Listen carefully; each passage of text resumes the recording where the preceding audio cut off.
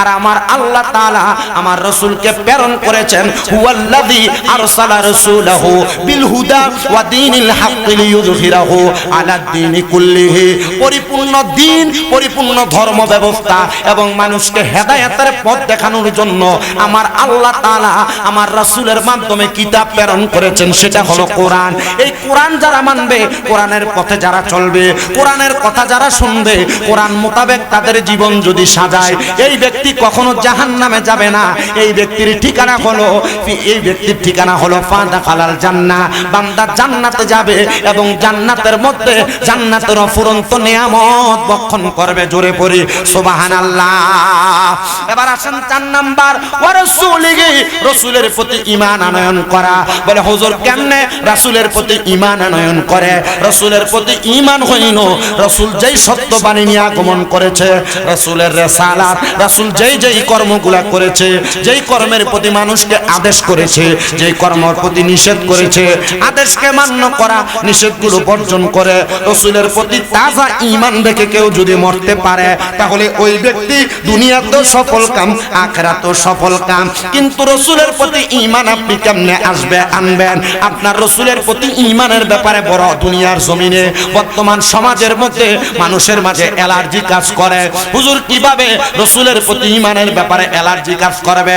আরে বাবা, যারা রাসূলের প্রতি ঈমান নিয়ে দুর্বলতা প্রকাশ করে তারাও মুসলমান দাবি করে।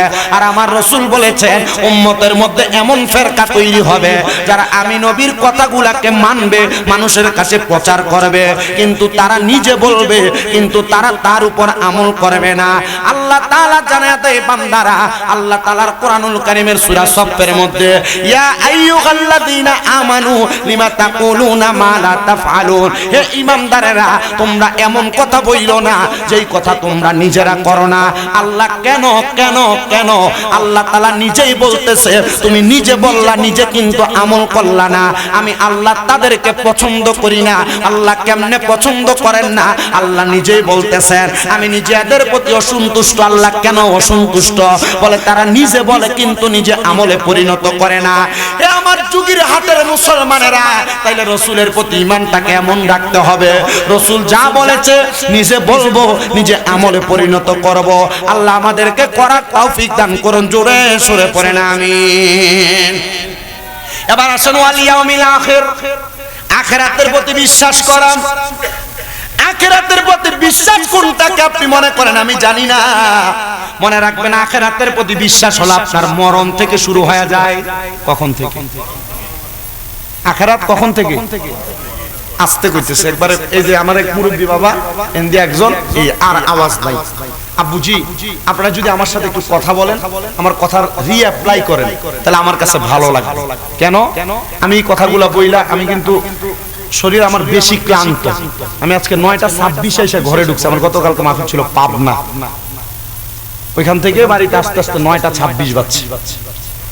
আমার মা আমারে ঘুম থেকে জাগায় তুলছে, মাহফিল নেই আজকে আছে। শরীর এত টায়ার্ড হয়েছে, মানে আর কোনো খোঁজ খবর নাই ঘুমানোর, এমন অবস্থা হয়ে গেছে। আপনারা শুধু দোয়া করবেন, আপনাদের দোয়ায় আমার 6টা মাদ্রাসায় না। এই দোয়া করলে আলসিয়া কিপটা দোয়া করে না একজন আরেকজনের, নিজে বোঝে না যে আরেকজনের জন্য দোয়া করলে আপনি আপনার শত্রুর জন্য দোয়া করবেন। কার জন্য দোয়া করবেন? হুজুর কি লেগে শত্রু লেগে দোয়া করবেন? আমার জমি কেড়ে খাই আর আমি তার লেগে দোয়া করতাম। দোয়া করবেন আল্লাহ তার হেদায়েত দিক। এই দোয়া করবেন না? আর তাকদীরু লা ইয়ারুদ, মানুষের তাকদীর পরিবর্তন হয় না ইল্লা বিদুআ। দোয়ার কারণে পরিবর্তন হয়। আপনি দোয়া করবেন, আপনার জন্য সে দোয়া করা লাগবে না। আপনি যখন তার জন্য দোয়া করবেন, সে যখন এই দোয়া থেকে উপকৃত হবে, তখন আপনাকে আল্লাহ তাআলা নিজে দান করবেন। এই যে পিছনে যারা আছে এরা জবাব দেয় না, কথা কয় না, আওয়াজ দেয় না।